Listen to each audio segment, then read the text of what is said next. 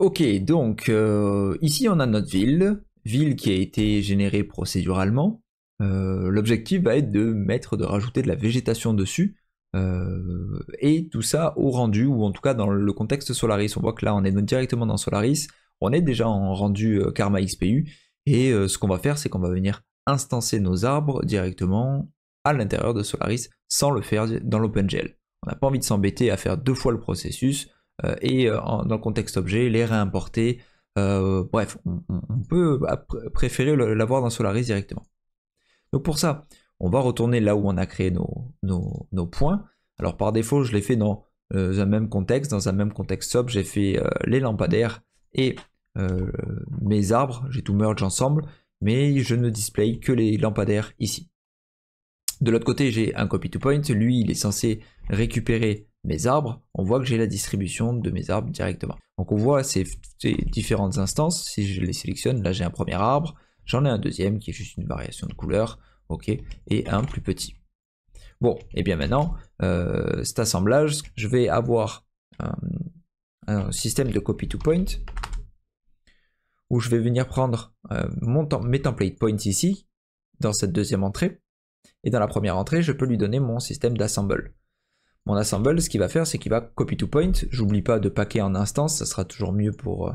ce sera toujours plus rapide, mais ce qui va se passer ici, c'est que je vais avoir les trois arbres qui sont merged ensemble en réalité ici. Les trois arbres vont être packés les uns avec les autres, et ça va à chaque point me distribuer les trois instances d'arbres. Moi, je veux pas ça, je veux avoir mes trois arbres complètement séparés. On voit ici que j'ai 3 points et 3 primitifs. Eh bien, j'aimerais que le système de copy to point détecte automatiquement quel arbre unique il doit créer pour chaque point. Je veux un arbre pour un point. Donc pour ça, je vais aller dans mon copy to point et je vais venir activer ce piece attribute ici. Par défaut, il attend name, c'est très bien, c'est le nom de convention qu'on a pour dissocier un peu comme ça les instances. En activant ça, il va aller regarder si name existe. On voit que j'ai un petit warning ici. Si je visualise le warning, il me dit qu'il n'y a pas d'attribut name qui existe dans ma géométrie. Donc je vais lui créer. Et c'est là que vient mon attribut from pieces. Et ce qu'il fait, c'est qu'il vient me prendre directement le name attribut qui est sur chacune des instances. Si je regarde le géométrie spreadsheet et que je vais dans les primitifs, je vois que j'ai bien un name attribut, un attribut qui s'appelle name, et j'ai pour valeur de name la pièce 0, la pièce 1 et la pièce 2. Ça, c'est des valeurs pour chaque instance. Eh bien, ces pièces-là, ces noms de pièces vont être transférés grâce à ce node attribute from pieces. On vient récupérer le piece attribute name et lui, il va cycler la pièce 0, 1, 2 et il va comme ça la distribuer sur tous nos points. On peut vérifier si ça a fonctionné en venant activer le name attribute ici. En faisant ça, on peut visualiser chacun de nos points et voir l'attribut qui a été transféré d'une certaine manière à chacun des points. Donc là on voit bien que ce point a récupéré la pièce 0, celui-ci a récupéré la pièce 1, et on doit avoir dans le coin peut-être un qui a récupéré la pièce numéro 2, voilà. On l'a ici, lui il a récupéré la pièce numéro 2. Donc le node a bien fait le job, il a transféré un name, un nom de pièce à chacun des points. Et maintenant, la magie opère ici dans notre copy to point, en activant le piece attribute name, le copy to point va détecter que ça c'est la pièce numéro 2, que le point a le numéro de la pièce numéro 2, que l'instance a aussi le numéro de la pièce numéro 2, c'est magique, on va pouvoir comme ça distribuer chacune des pièces, il va reconnaître la pièce qu'il doit récupérer à chaque fois. Ça c'est très cool. L'avantage c'est que bien évidemment c'est procédural par rapport à l'intégralité de la ville, donc on peut remonter à l'étage du dessus. Temporairement je vais bypass ça pour qu'on voit les deux résultats. Bon, ça ne les a pas activés, donc je ne vais pas le désactiver comme ça, je vais juste le switcher là-dessus. Au moins on a les deux résultats ici, et normalement ça devrait être bon. On devrait tout visualiser dans le viewport. Donc là on voit déjà que Houdini il essaye de faire de son mieux pour les instances, donc il nous display que quelques arbres et après il nous display des bounding box qu'on voit ici, toutes les boîtes là. Il nous dit qu'il veut pas tout display sinon ça va lui coûter trop cher en ressources. Donc pour éviter ça, nous on va aller le faire dans Solaris au rendu directement en instance.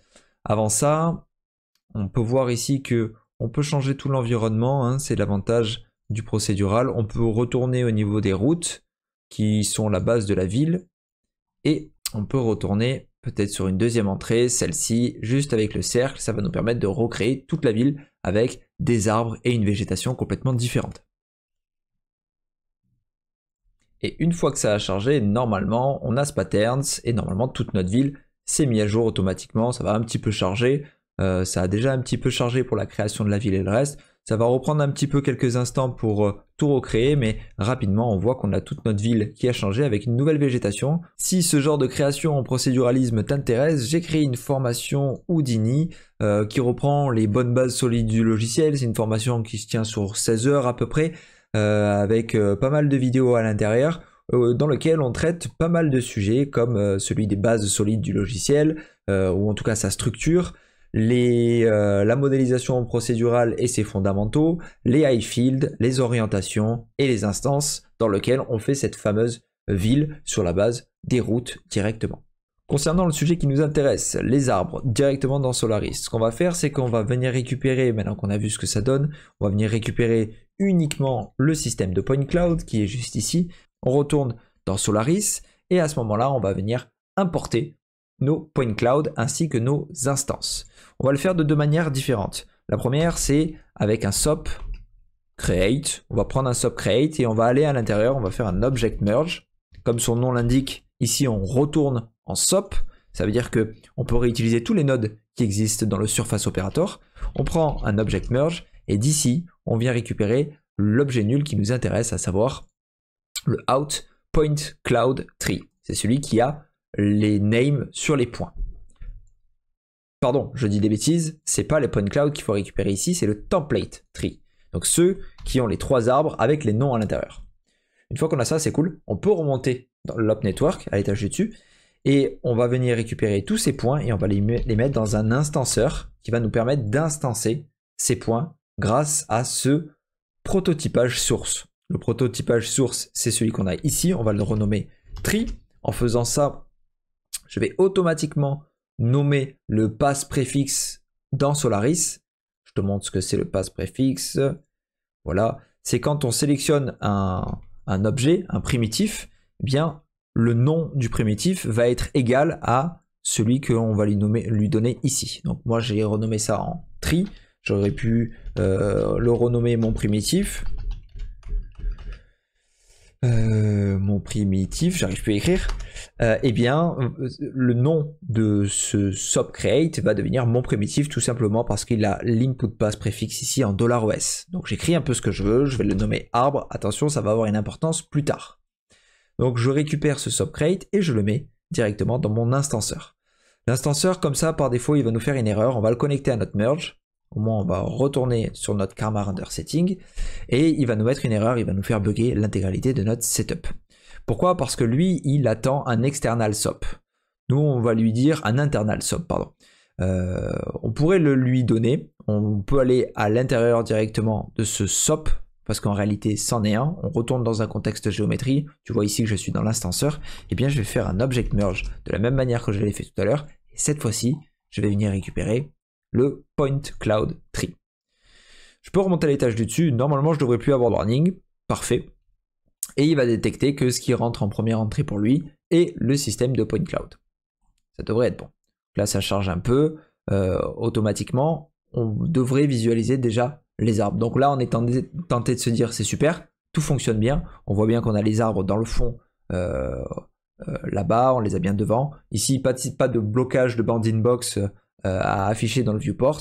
Tout marche très bien. On est tenté de se dire que tout va bien, mais normalement, en réalité, ce qui va se passer, c'est qu'on va avoir... J'ai un peu de clipping sur ma caméra, donc je vais la réajuster. J'ai tous mes arbres qui se sont stackés les uns aux autres. Et ça, c'est absolument pas ce que je veux. J'ai pas envie de ça. Moi, j'ai envie d'avoir pour un point, un arbre, uniquement. Donc il va falloir modifier notre instanceur ici, parce que par défaut, lui, il copie tout ce qu'il va trouver là-dedans sur chacun des points. Un petit peu comme ce qu'on a vu tout à l'heure. Donc il va falloir retrouver la même logique, et on va la retrouver dans le système de prototype ici. Donc au lieu de choper le lop input prime, la première entrée, ça va pas fonctionner de cette manière-là, même si c'est setup en seconde input, on va venir lui spécifier directement avec un slash le node tree. On va peut-être essayer de prendre les prototypes et on va mettre toutes les pièces. Voilà, c'est bien mieux. Ici, ce qu'on va faire au lieu de random par défaut, ça marche déjà très bien comme ça, hein, on va pouvoir utiliser, si on le veut, le name attribute que l'on a déjà existant sur nos géométries. Ici, on vient activer le name attribute. Il va aller vérifier le name attribute qui est sur les points, le name attribute qui est sur chacune des pièces, un petit peu comme on l'a fait dans notre copy to point, et on obtient comme ça nos distributions quasi en temps réel dans notre viewport de nos arbres dans Solaris directement. J'espère que cette vidéo t'a plu et moi je te dis à très vite pour une prochaine vidéo.